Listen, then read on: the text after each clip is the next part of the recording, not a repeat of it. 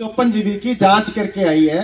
उस जांच के अंदर सरपंच को धारा 38 की कार्रवाई की गई है हटाने के लिए, और बराबर दोनों आदमी दोषी होते हैं, चाहे ग्राम सचिव हो चाहे गांव का सरपंच हो।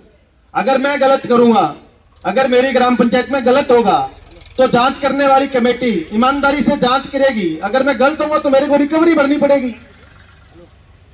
पर एक साथ अगर किसी की गलती हो, एक को बड़ी सजा और एक को सजा ना दे, यह भी तो कहीं ना कहीं किसी बात को, भ्रष्टाचार को साबित कर रहा है।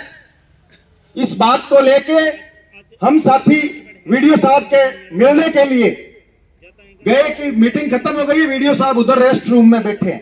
आज तक कोई साथी, मेरे को लगता है हो सकता है कोई कर्मचारी भी उधर उस रेस्ट रूम में नहीं गया होगा। तो वहां हमारे साथी गए, उन्होंने किसी महिला को अंदर जाते हुए देखा, फिर साथी ने गेट खटखटाया तो उसके कुंडी लगी हुई थी। तो साथी के दिमाग में कुछ गलत आया, इसके अंदर कुंडी लगाने की क्या आवश्यकता है। फिर हमने गेट खटखटाया, व्यक्ति कुंडी हटा के बाहर आया। फिर हमसे पूछा बताओ क्या काम था। हमने कहा जी 54 जीबी मामले में मिलने आए हैं। साहब अगर सजा देते तो दोनों को बराबर देते, अगर दोषी है तो कोई बात नहीं, जिसने गलती की है उसको रिकवरी भरनी पड़ेगी। क्या मैं थोड़ा थका हुआ हूं, 10 मिनट रेस्ट कर लूं, खाना खा लूं, मैं उधर उस रूम में आता हूं। हमारे साथियों ने कहा कि अपने यहीं खड़े रहते हैं। वो उधर सामने जो गाड़ी थार खड़ी है वहां खड़े रहे। वीडियो साहब इस अपने रूम में आते हैं, 5-7 मिनट बाद उसके फिर लॉक करके आते हैं, और इस रूम में आने के बाद हम सरपंच साथी उनसे मिलते हैं। तो हमको क्या जी मैंने तो ये कर दिया, मैं कहा साहब इसका कोई रास्ता बताओ।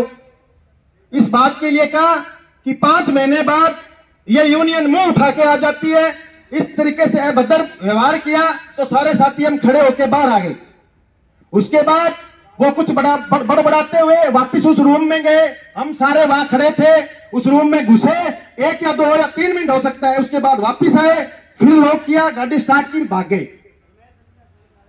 जब सारे साथियों ने, हमने कहा हमें इसके अंदर कुछ शक नजर आ रहा है, हमने प्रधान महोदय से कहा कि आप वीडियो से बात कीजिए, ये रूम खोल के दिखाए। उन्होंने बात की, वो कह रहे हैं कि सरपंच ऐसे ही बकवास कर रहे हैं। वो आदमी नहीं आया। उसके बाद प्रधान जी का फोन उठाना छोड़ दिया। हमने एसडीएम साहब को, पुलिस को सूचना दी, पुलिस आई, और मेरे को लगता है मेरे साथी जो सामने खड़े हैं मीडिया के, उनकी उपस्थिति के अंदर वो रूम खोला गया, जो चीज है इनके कैमरों में भी कैद थी। ऐसे गलत व्यक्ति को, ये संस्था जिसके जितने रूम बने हुए हैं, क्या उसको अनैतिक काम करने के लिए बने हुए? ये जनता के काम करने के लिए बने हुए, गलत काम करने के लिए नहीं बने हुए। इसलिए चुने हुए आपके लोग हम आए, उनसे बदतमीजी करता है और ऐसे अनैतिक काम करता है, ऐसे व्यक्ति को यहां रहने के लिए कोई अधिकार नहीं है। इस बात को लेकर हम शुक्रवार शाम से लगातार इस धरने पे बैठे। मात्र एक बार शनिवार को एसओ साहब आए थे कि मैं जांच कमेटी में आया हूं, एडीएम साहब को लगाया, वो जयपुर गए हुए हैं। उसके बाद लगातार दिन रात यहां सरपंच यूनियन का धरना चल रहा है। कोई अधिकारी हमसे मिलने के लिए नहीं आया। मैं इस मंच के माध्यम से बता दूं कि हमारी यहां की जनता और इस जनता के चुने हुए सरपंचों को वो कमजोर मत समझे।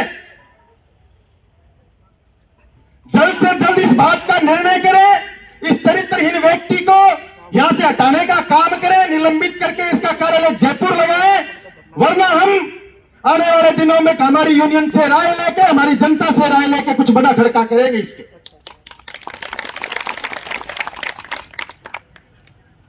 यह व्यक्ति अब लोगों को दुहाई देता फिर रहा है। हमारे साथियों को, यहां पहले रहा एक विकास अधिकारी व्हाट्सएप कॉल पे कह रहा है कि आप बन जाइए, आपको नेता बनना है, हम तो बड़े अफसर बनेंगे। मैं आपके इस मंच के माध्यम से और मीडिया के माध्यम से उस अधिकारी को कहना चाहते हैं कि तू टिक जा, तो इस गलत आदमी का पक्ष मत ले, नहीं तेरा इलाज भी साथ साथ करेंगे। तू जहां जा रहा है, काले कारनामे तैने भी किया, वो तेरे लेके आएंगे हम। तुम क्या जांच करते हो पंचायतों की?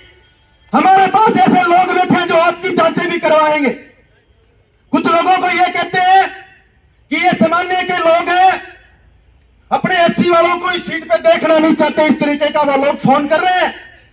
अरे भले मानसो, जब आप सीट पे रहे, जब ये आदमी सीट पे रहा, इतनी बेहतर जीविका, जिसका इलाज महीनों में दवाइयां चलती है 10-10 हजार रुपए की, उस आदमी से 50,000 रुपए का वो आदमी लेके आए।